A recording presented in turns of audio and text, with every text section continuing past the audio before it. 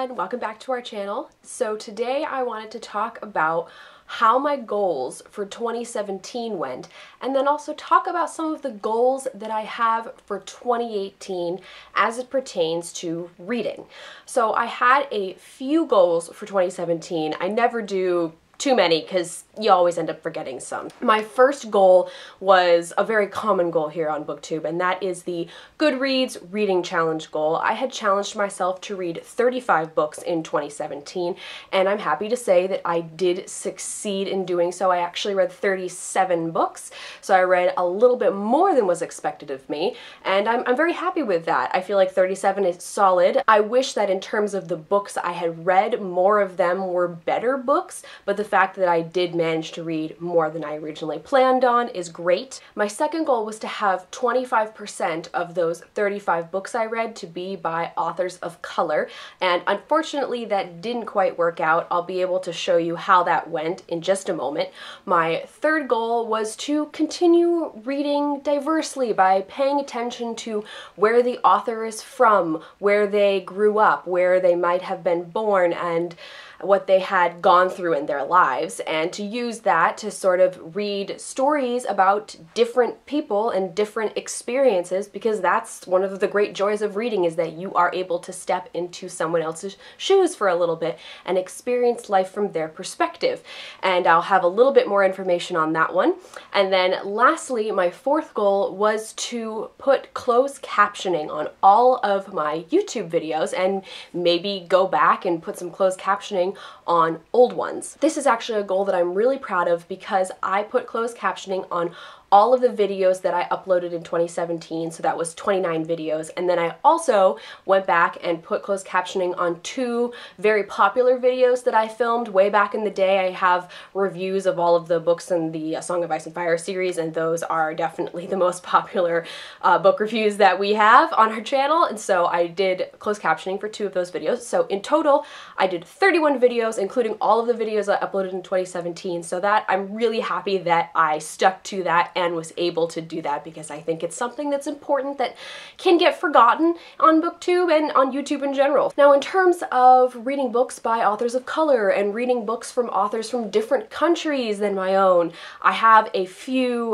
pie charts for you here. So this first pie chart that I have has nothing to do with my reading goals. It's just something that I do out of interest because it's very easy to log, and that is how many authors that I read that were male versus female. So as you can see, this year I definitely read more female than male authors. There's 27 female, 9 male, and then 1 that is both, because I read a book that was like an anthology of stories about hiking. I don't have any qualms with this. I don't make it a goal to read more female than male. It's just usually how it tends to work out, just the books that I tend to be drawn to, but it's not something I'm trying to specifically watch. I just find it interesting, and I figured I'd share what I found out with you. So the second pie chart is one of the two that I have about reading diversity, and this one is specifically about whether the author was white, person of color, or something else. So as you can see, the overwhelming majority was white, and this is something that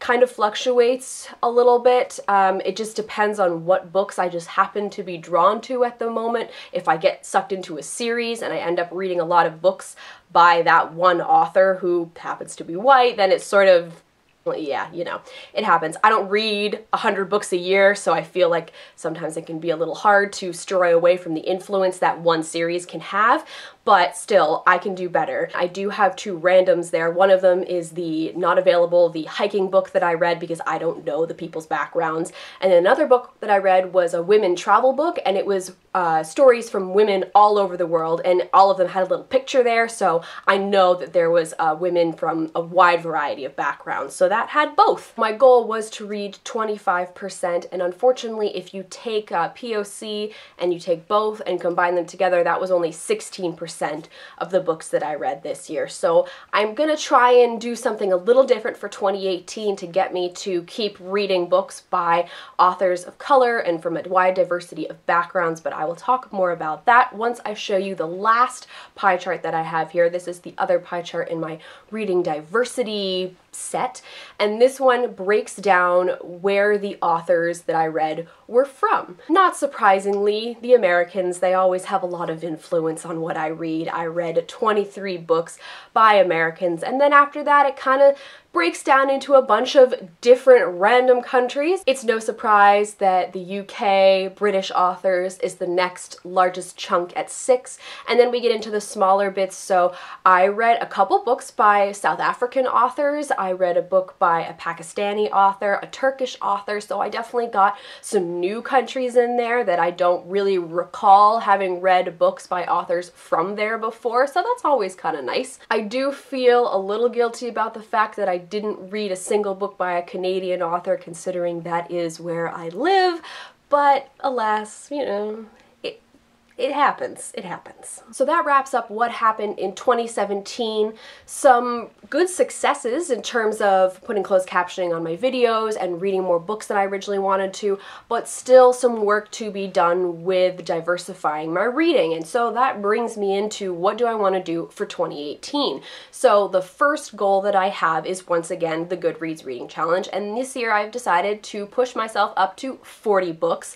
There was a time in the past where I did read 40 to 50 books a year, even more than that, but just as of late, I like it, but doing a bunch of different things. I don't just like reading all the time, but I feel like 40 is attainable. And I feel like 40 is going to be more attainable this year because as of last month, December, I got a new job and I have a bit more of a commute than I used to. So I'm using that commute to listen to audiobooks, occasionally podcasts, but mostly audiobooks. And so I feel like that will help me get my book count up. And that leads me into my next goal for 2018, and that is to listen to more audiobooks. My library has a pretty good collection online that you can just download onto your phone once you download the app. So I want to use that commute time that I have to listen to more audiobooks and help bump up my book count. My third goal is to continue closed captioning all of my videos.